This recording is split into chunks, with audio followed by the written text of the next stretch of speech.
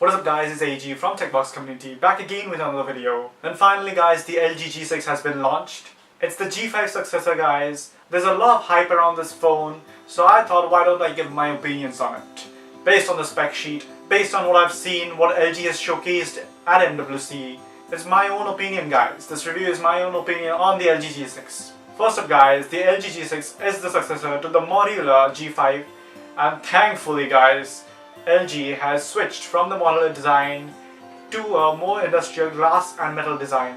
Now since the modular design has gone, there's now no removable battery. It's now a unibody design, glass and metal, which has become the norm of the industry at this present moment. For this design guys, LG has chosen a peculiar way. I wouldn't call it a very good move, because LG has went for Gorilla Glass 5 for the back panel, while they have stuck with Gorilla Glass 3 for the front panel. Now the present generation production has been used for the back panel, while LG has gone for an outdated model for the screen production. Now that's a peculiar move, but I think LG knows what they are doing. Anyway guys, with the modular design gone and glass and metal in, say hello to wireless charging. Wireless charging has pretty much become a necessity in flagship devices, and LG is not unknown to this. So they have incorporated wireless charging. Now with this design language guys, LG has gone for a hybrid slot, a microSD plus a micro SIM card slot. And this time guys, the microSD expansion is up to 2 terabytes. But as we all know, 2 terabytes microSD cards does not exist at all. The highest capacity of microSD available in the market today is 256 gigabytes. Now that's priced at $200 or roughly about 20,000 rupees if you're in India. So 256 is the highest, and if anywhere in the near future a 2 terabyte model is launched, you might have to sell yourself to afford it.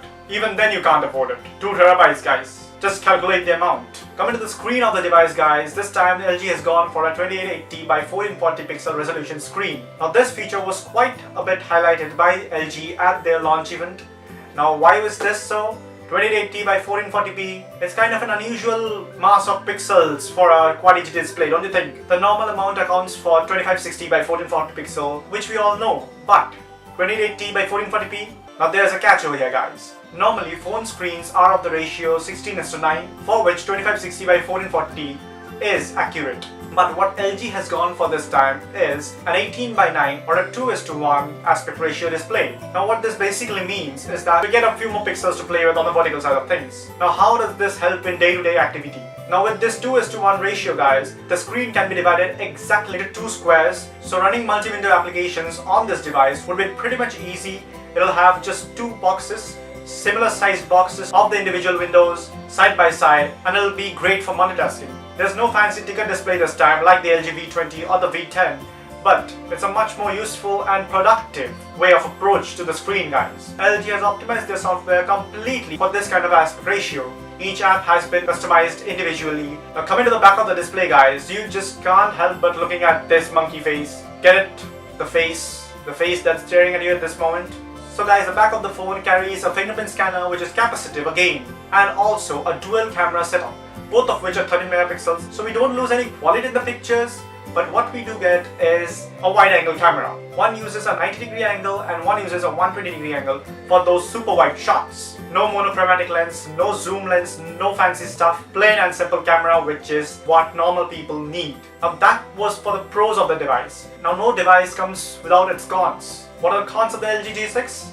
The processor guys. The LG G6 guys is coming with the 821 chipset, which is not a bad chipset by any means, but it is outdated. It was the flagship chipset for 2016, but guys, this is 2017 and the Snapdragon 835 is about to launch, and phones like the S8 that is coming roughly a month after the G6 launched is going to carry the 835. Now the 835 is not a drastic change from the 821, but it obviously would have some improvements. It's evident guys, 821, 835, 835 is greater than 821, so it would be improved. Self-explanatory guys. Still, for the average consumer, the 821 would do the job perfectly, but if one compares to the S8 or looks at the benchmarks, obviously the 821 is going to lag far behind from the 835.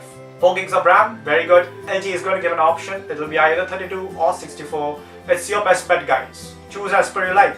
Now the final thing that needs to be said about the G6 is that it carries IP68 certification, which means it's waterproof. But does that make a difference? Hell yes it does. Waterproof, water resistance is very much important for a flagship device. If you're charging $700, $800 or 50,000, 60,000 rupees. Now it's obvious that you would pack in as much as you can for that amount of money. IP68 is obviously a welcome change, guys. I like the G6 much more than the G5, guys. It completely smokes the G5, guys, in every aspect. So if you are an owner of the G5, it's not a bad choice to upgrade to the G6. Rather, I would advise you to upgrade to the G6. It's a killer smartphone and obviously a contender for the best phone of 2017. With that said, guys, hope you liked the video. If you have, please give it a thumbs up. And once you're done giving the thumbs up, subscribe to the channel. Thanks, guys. See you again in the next video. Peace.